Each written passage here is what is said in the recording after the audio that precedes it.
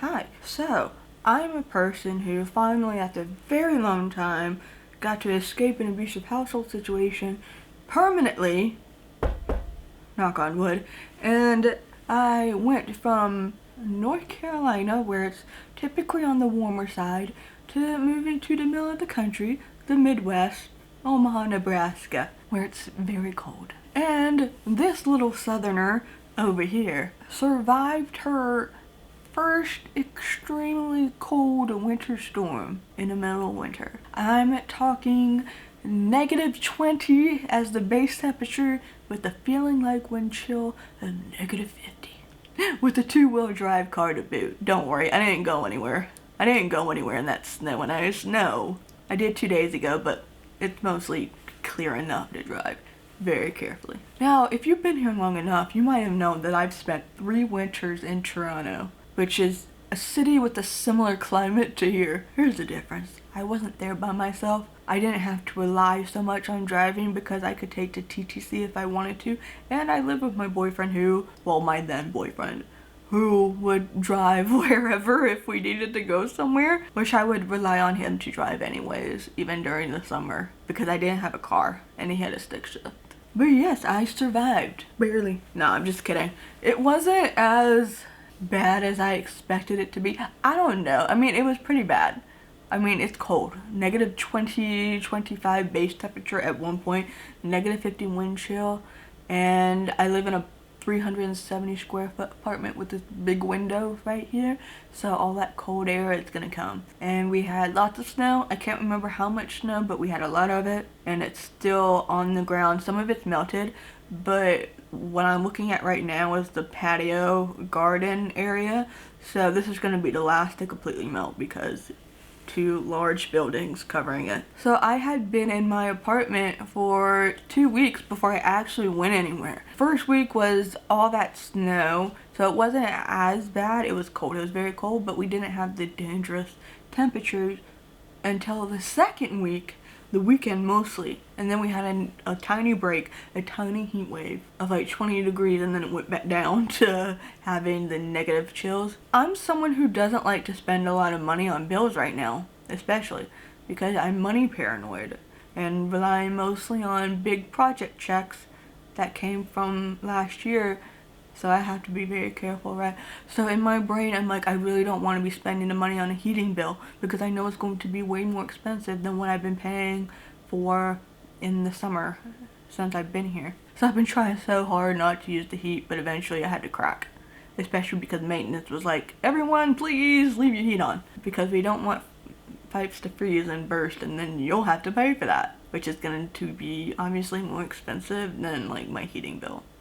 So, risk the rise of the heating bill. And I just got January's. I think it's January's and not December. I'm not entirely sure what date frame it is. But usually I'm paying about $45 to $50 on my power bill. But this time it's $70. That's the highest my bill has ever been.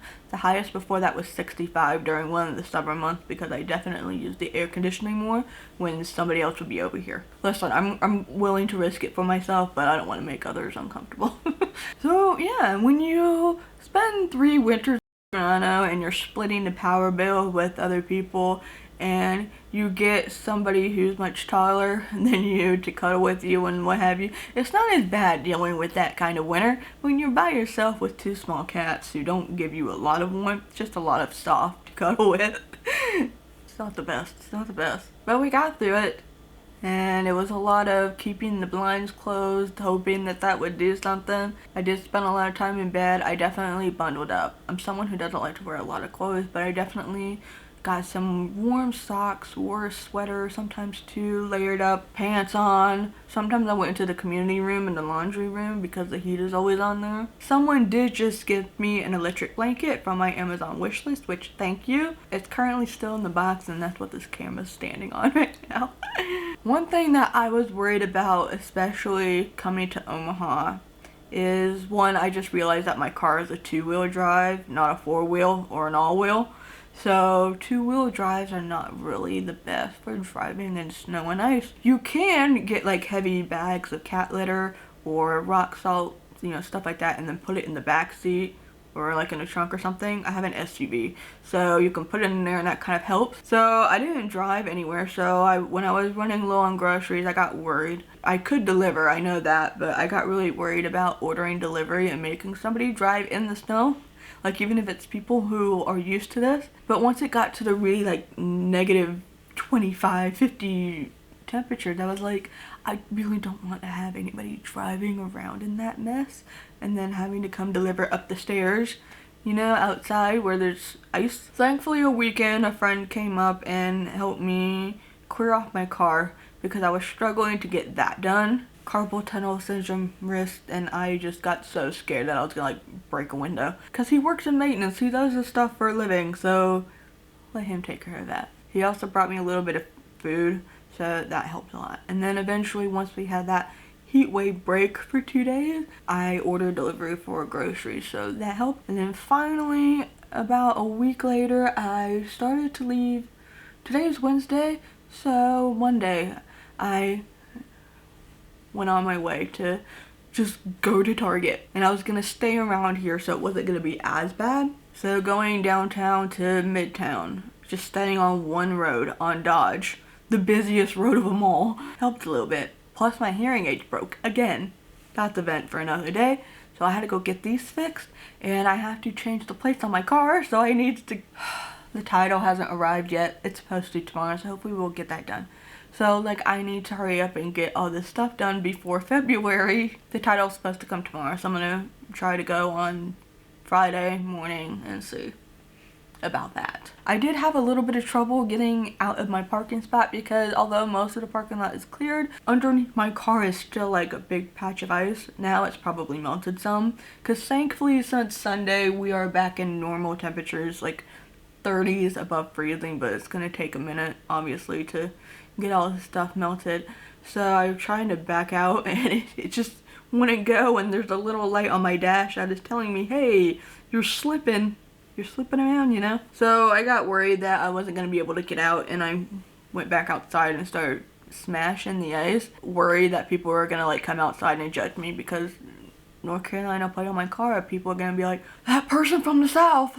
I'm sure people behind me when I was driving, because I was driving the speed limit, I was going slow, and everybody else is going fast. I'm sure they're like, this person from the South. I got most of it, of what I could reach, and then I had a little bit of trouble still, but then I finally just kind of gunned it and then sharp turn and I got out. It was a very tiny patch of ice. It just happened to be like underneath the car tire, of all places, of course. So thankfully there were no cars around me. It wasn't like I was gonna hit them. Thankfully nobody hit my car.